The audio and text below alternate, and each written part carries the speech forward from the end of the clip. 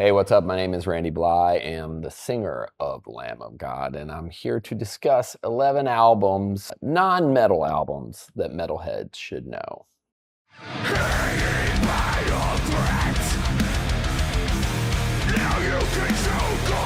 The first album I thought of immediately when I was asked to do this. It's not really an album per se, but it's a collection. It's by a man named Robert Johnson. It's the complete recordings. There are only so many.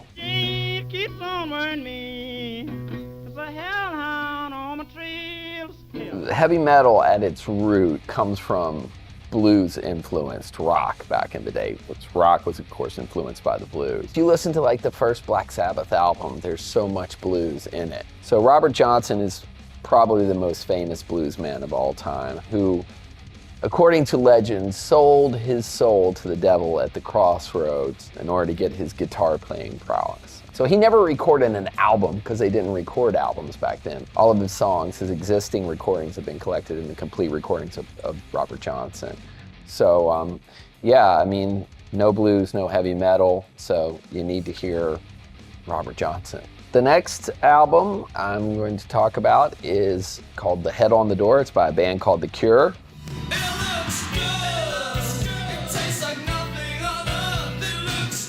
The first time I heard The Cure, I was in a surf shop called Surf City down in Riceville Beach, North Carolina. They used to have a whole skateboard section, and we go in there and they had video screens up and they play skate videos. And I remember there was a skate video on and there was this guy skating in slow motion doing huge backside airs. I don't remember who it was, but it was all in slow motion, this sequence, and there was this music playing to it. And I was like, what is that you're listening to over the stereo? I asked the guy who worked at the skate shop, and he's like, oh, that's The Cure. The album was The Head on the Door, not their first album by any means.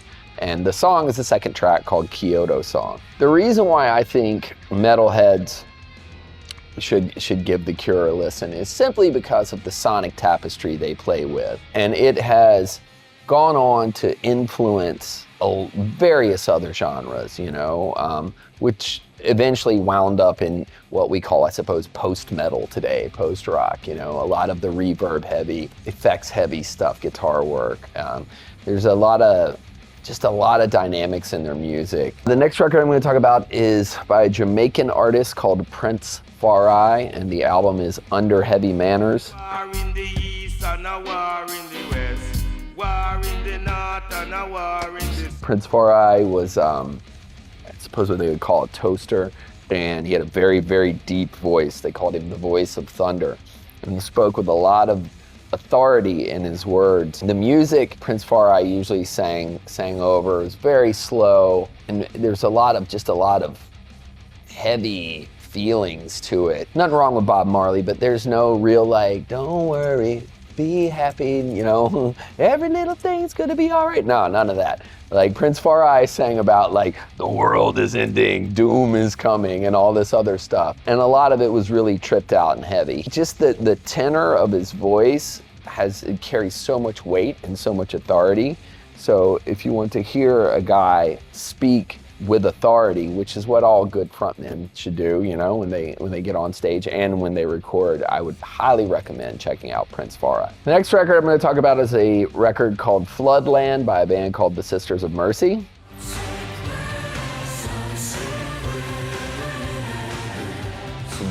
Even though their singer Andrew Eldridge hates being called this, but you categorize him as goth, like OG goth. Not like Hot Topic goth, the big pants and all that funny colored hair, but real goth, you know, Bauhaus style. The first time I heard them, I was at my grandma's house, R.I.P. Grandma, and there was a television show on called Solid Gold. I lived out in the middle of nowhere, and there was no good radio stations, no record stores, so I used to watch this TV program some when I was a kid.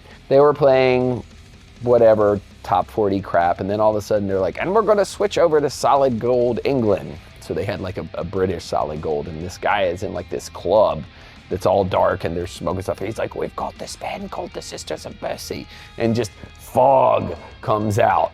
They come out dressed in all black, and the bass player is a woman named Patricia Morrison at the time. She was in a band called The Gun Club from LA, who I consider Probably the perfect woman. Their singer, Andrew Eldritch, has a very deep voice as well. And he wrote a lot of socio-political commentary, not a lot of brightness to it, not a lot of hope in it. You could really see their influence in Typo Negative and Peter Steele. Our last self-titled album, there's a song called Memento Mori. People were like, oh, I hear real Peter Steele influence. No offense to Peter Steele, R.I.P., you know, I'm a big Typo fan, but that's not what I was influenced by at all. It was Andrew Eldritch from the Sisters of Mercy, you know. They're a great band for the winter, you know. I would highly recommend that. When you're cold and depressed, listen to the Sisters of Mercy, Floodland. The next album I would like to recommend is called A Love Supreme by a band, not a band, a man named John Coltrane.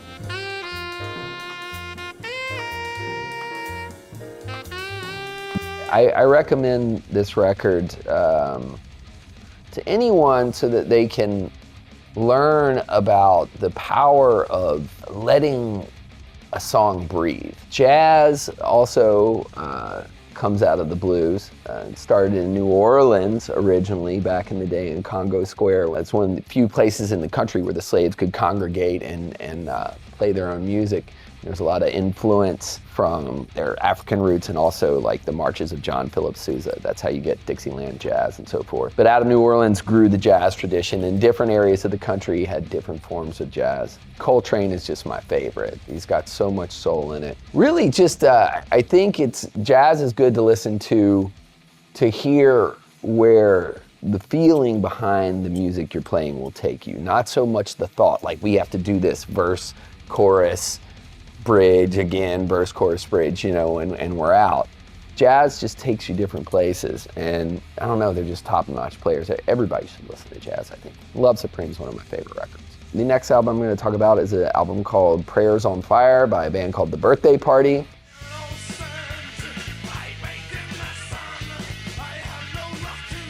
Was Nick Cave's band before Nick Cave and the Bad Seeds. I guess they got lumped into the sort of post-punk kind of genre thing, but they're really kind of a singular entity to me, I believe. Beyond the fact that I just love the music and there's a lot of aggression and darkness behind it, I recommend anything Nick Cave does simply from a lyricist viewpoint. He's a masterful lyricist. I think that's so important in songs with lyrics. Some people kind of, you know, that listen to Top 40 or whatever, it's like, there's only so many different ways to say boy meets girl and they fall in love or whatever. I love you, you know? All the best love songs were written in the 60s in Motown anyway. No one should ever write another love song as far as I'm concerned. So you have to look for different sort of topics and ways of expressing yourself. Nick Cave's just a master lyricist. So yeah, I recommend Prayers on Fire. And there's a big undertone of violence in it too, and they had very violent shows. The next album I'm going to talk about is Return of the Super 8 by Lee Scratch Perry and the Upsetters.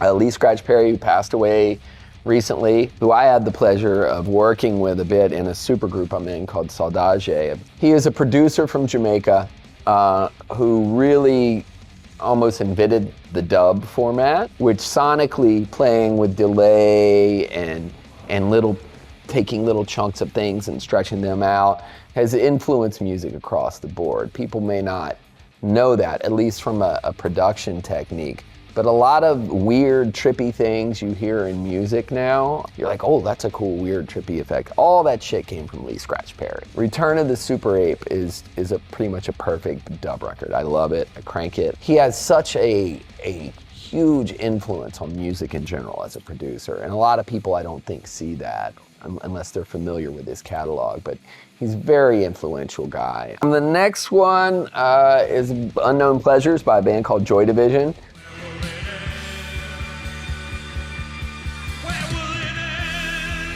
You may not know this album, but you've seen its cover a million times on t-shirts. Joy Division eventually turned into New Order after their singer, Ian Curtis, hung himself on the eve of their first American tour. They're from the United Kingdom. He suffered from epilepsy and depression, and when he would go on stage, he would do these strange dances and sort of hypnotized himself after a while into it would instigate an epileptic fit. So he had fits on stage all the time. But as long as he was performing, he really went out there and gave it his all. I like Unknown Pleasures just because the sonic template, once again, like some of the other records we mentioned, it's really broad-reaching influence on modern music. I think a song on that record, Day of the Lords, is one of the heaviest songs I've ever heard in my life. You know, it's not down-tuned and it's like heavy metal or whatever, but it's so deadly heavy. The next record is a record called Atomizer by a band called Big Black.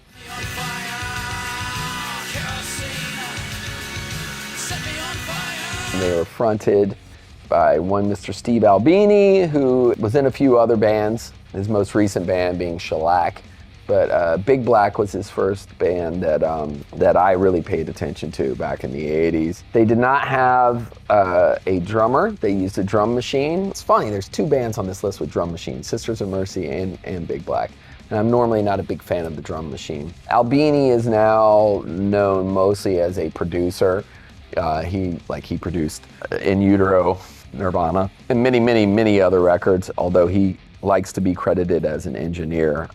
Records analog, great guy. But I choose Big Black because their sound was so abrasive. The lyrics are particularly caustic. There were a lot of statements on fucked up parts of our culture, of American culture. He delved a lot into dark places, let's say that. I don't think a band like Big Black could exist today, to tell you the truth. I think people would be too offended.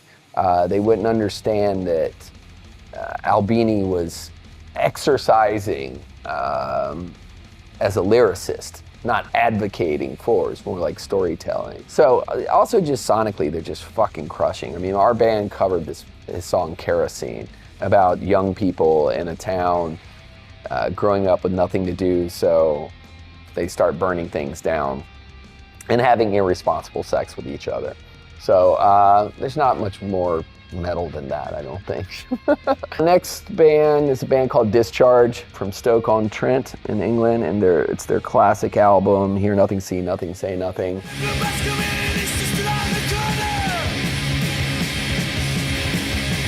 I picked this record simply for its direct influence on the guys who first created the type of metal we play, you know, thrash speed slash, you know, extreme metal, whatever you want to call it, you know. And I picked that record because I know all those guys in those bands that created the sort of music that we turned into, Lamb of God. Of course, I'm speaking of the big four, you know, Metallica, Megadeth, Anthrax, and Slayer. And without fail, within all of those bands, you will hear someone name check Discharge, and you will hear them name check that record. But the reason why they're so influential is because they were so fucking fast. They're a punk rock band, but super fast. Not as technical, of course, as what, you know, let's say Iron Maiden or you know, any other more modern metal bands, but the speed and aggression of Discharge directly influenced the guys in those bands to go fast. So it's a hugely important record, and also lyrically on point. The lyrics are very short, commentary on Thatcher's England at the time. It's a dark fucking era, you know. The last album I'm gonna discuss is the Roar cassette by a band called Bad Brains.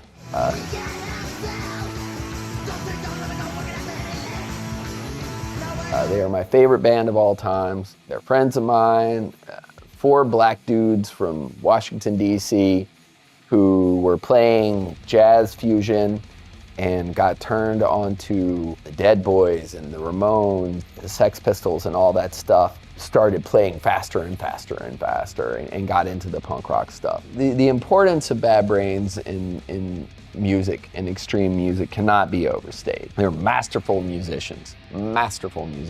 They were the greatest live show I've ever seen in my life. I saw them my senior year in high school in Virginia Beach. It was Bad Brains, COC, and Leeway opening up. They came out and put on the best show I've ever seen in my life. Their frontman, HR, is without a doubt the best frontman I've ever seen. No one has ever even come close to touching him when he was at the height of his powers. And I am not the only guy that will say this. You can talk to person after person after person who saw the Bad Brains in the 80s and be like, HR, HR, HR, HR. Incredible frontman. And also they worked, you know, they got heavily into Rastafarianism and their African culture. So they worked reggae into it, you know? So they were like this strange punk, hardcore reggae hybrid that was just doing something utterly unique. And they're just my favorite band, so everybody should listen to them. Thanks for watching here on Revolver, everybody. And why don't you let me know some of the albums you listen to when you're not in the mood to listen to some heavy metal. Peace.